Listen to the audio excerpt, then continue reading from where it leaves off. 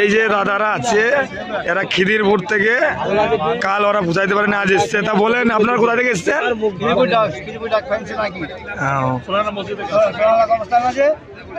এখানে এসে কেমন লাগছে আপনাদেরকে?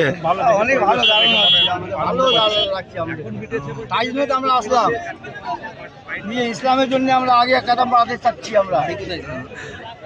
খিদিরপুর, আপনি কিছু বলেন আমাদের বাবরি মসজিদের জন্য?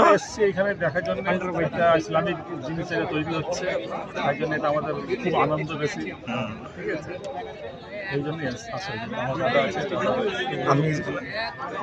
আপনার বাড়ি একই জায়গা, আমরা সব একই জায়গা। খিদিরপুর কলকাতা একই জায়গায় সব বাড়ি আপনাদের?